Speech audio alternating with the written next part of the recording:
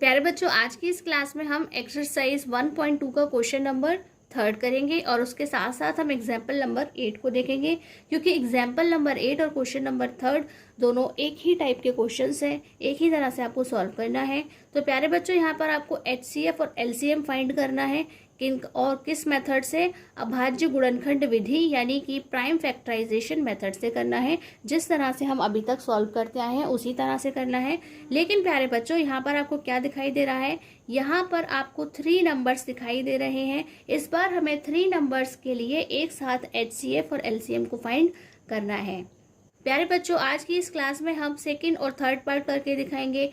Part number 1 और example number 8 आपको solve करना है। यदि आपको नहीं आता है तो आप कमेंट बॉक्स में पूछ सकते हैं।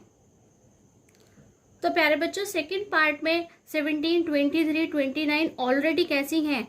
अभाज्य संख्याएं हैं, यानी कि प्राइम नंबर्स हैं जिनके फैक्टर और नहीं किए जा सकते। तो अगर हमें इन्हें फैक्टर की फॉर्म में लिखना होगा तो कैसे लिखना होगा? 17 into 1, 23 is equal to 23 into 1 and 29 को लिखना होगा 29 इंटू 1। तो प्यारे बच्चों, जब भी कभी इस तरीके से क्वेश्चन होता है तो हमें HCF कैसे लिखना होता है? HCF of 17, 23 and 29। तो प्यारे बच्चों, आप यहाँ देख सकते हैं कि यहाँ पर सिर्फ 1 ही है। क्या है?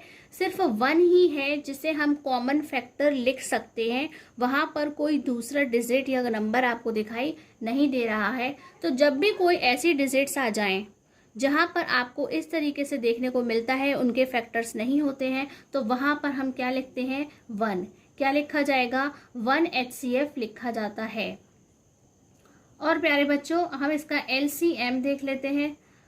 तो जो हमारे प्राइम नंबर्स हैं, सभी प्राइम नंबर्स हैं, वहाँ पे और कोई फैक्टर एक्स्ट्रा से नहीं बने हैं, तो उनके LCM के लिए भी हमें सिंपली क्या करना है? उन्हीं डिजिट्स का मल्टीप्लिकेशन करना होता है, यानी कि 17, 23 एंड 29। इस तरह से आपको इनका मल्टीप्लिकेशन सॉल्व करके लिखना है। तो इनका मल्टीप्लिकेशन क्या होता है?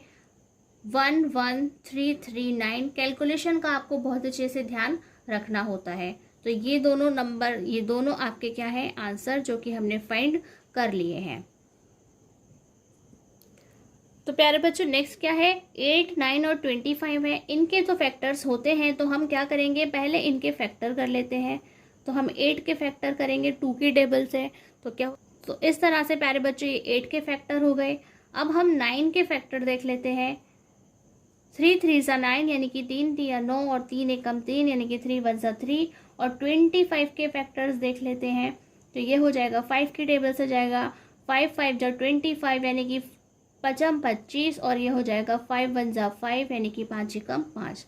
तो हम सबसे पहले इनके फैक्टर्स को यहाँ पर लिख लेते हैं, जो फैक्टर्स अभी हमने किए हैं। तो प्यारे बच्चों, 8 के फैक्टर हो गए 2 into 2 into 2, it means 2 to the power 3। 9 के फैक्टर हो गए 3 into 3, it means 3 to the power 2। जितने भी होंगे हम उन्हें काउंट करके ऊपर लिख देते हैं।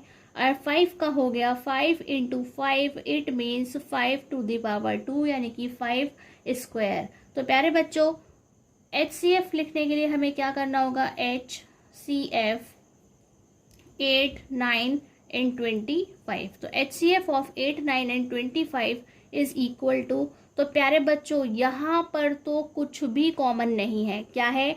यहाँ पर कुछ भी कॉमन नहीं है। जब कुछ भी कॉमन नहीं आएगा तब क्या आएगा? 1। ये क्वेश्चन हमने क्यों कराया है? इसीलिए करवाया है कि जब कुछ भी कॉमन नहीं आएगा तो हमें वहाँ पे क्या लिखना होगा? 1। क्योंकि हम 8 को और क्या लिख सकते हैं? 1 भी लिख सकते हैं, 8 इंटू 1। 9 को क्या लिख सकते हैं? 9 इंटू 1। 25 को क्या लिख सकते हैं? 25 इंटू 1। तो ये जो इंटू 1 वाला है हम वहाँ पर 1 लिखेंगे। जब भी कुछ भी कॉमन नहीं आएगा HCF लेते समय तो हमें 1 लिखना होगा। और LCM देख लेते हैं प्यारे बच्चों। LCM of 8, 9 and 25। तो प्यारे बच्चों, वहाँ पर आपको क्या करना होता है?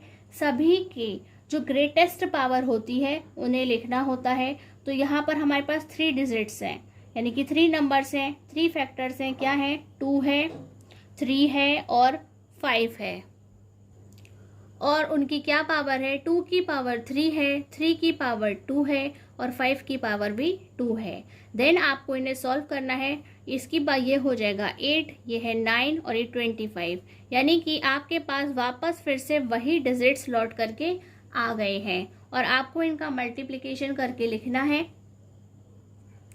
देन आप इसे सॉल्व करेंगे, हो जाएगा 8 9 जा 72, यानी कि 8 नाम 72 और ये 25 से जब आप इसे मल्टीप्लाई करेंगे तो इसका आंसर आपको मिलेगा 1800।